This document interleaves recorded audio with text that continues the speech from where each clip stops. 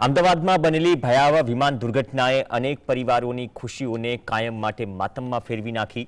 London જઈ રહેલી flight 241 લોકો માટે અંતિમ સફર બની। આ દુર્ઘટના અનેક પરિવારજનોને જીવનભરનું દુઃખ આપતી ગઈ।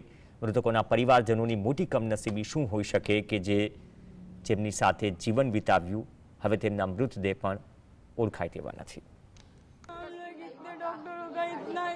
इतना कुछ किया है आज हमारे लिए, इतना करो कि बस मेरे भतीजे और मेरे मम्मी को मिला दो। तो मुन्ना गाड़ी होगी। आपका कौन था? हमारी बेबी से, हमारी सासू से। જીવનના રંગમંચ પર કેટલીક ઘટનાઓ એવી બને છે જે હૃદયને હચમચાવી દે છે, આત્માને કંપાવી દે છે અને આંખોને અનરાધાર અશ્રુધારાથી ભરી દે છે। અમદાવાદમાં બનેલી વિમાન દુર્ઘટના એક એવી જ કરુણ ઘટના છે જેણે અનેક પરિવારોના સુખના આકાશમાં કાયમી અંધકાર પાથરી દીધો છે। એક ક્ષણ પહેલા જ્યાં હાસ્ય, આશા અને ભવિષ્યના સપનાઓ ગુંજતા હતા, ત્યાં જ બીજા જ ક્ષણે મૃત્યુના તાંડવે ભયાવહ મૌન પાથરી દીધું। ગઢડાના અડતાળા ગામનો ખેડૂત પરિવારનો યુવક હાર્દિક દેવરાજભાઈ અવૈયા છેલ્લા 2 વર્ષથી લંડન એમેઝોનમાં જોબ મળતા સ્થાયી થયો હતો।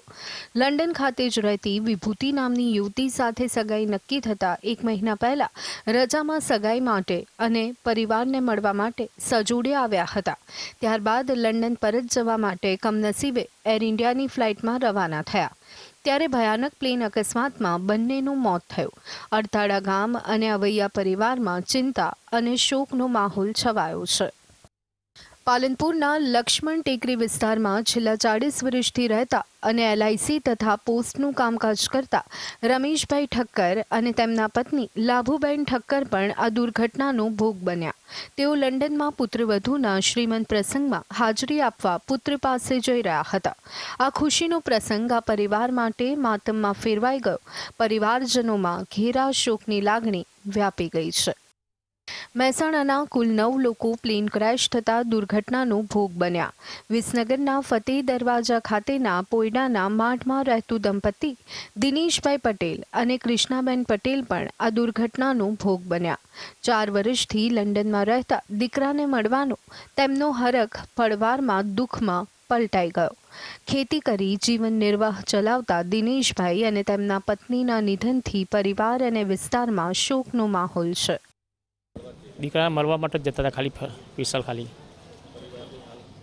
પરિવારની સ્થિતિ હાલ લઈએ 3 બેબીઓ છે, એક બાબુ તો અગર લંડન 3 બેબી પહેણાયેલી।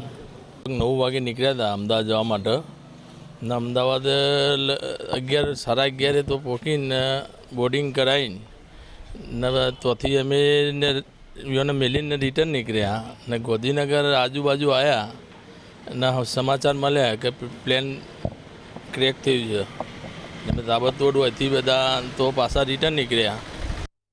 આણંદ જિલ્લાના 33 અને ખેડા જિલ્લાના અંદાજે 17 જેટલી વ્યક્તિ આ ફ્લાઇટમાં મુસાફરી કરી રહ્યા હતા અને તેમના કરુણ મૃત્યુ થયા હોવાના અહેવાલો છે।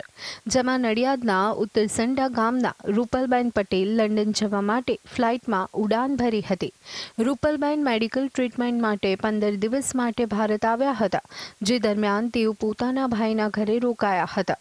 રૂપલબેન તેમના પતિ અને 3 બાળકો સાથે 15 વર્ષથી લંડનમાં સ્થાયી થયા હતા। તેમના 3 સંતાનોએ માતા ગુમાવી છે। અત્યારે સ્થિતિ એવી છે કે રૂપલબેનની ઓળખ પણ થઈ શકે તેમ નથી।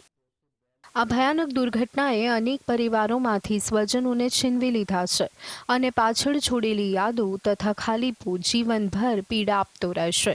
મૃતકોના આત્માને શાંતિ મળે અને તેમના પરિવારોને આ દુઃખ સહન કરવાની શક્તિ મળે તેવી જ પ્રાર્થના થઈ શકે તેમ છે।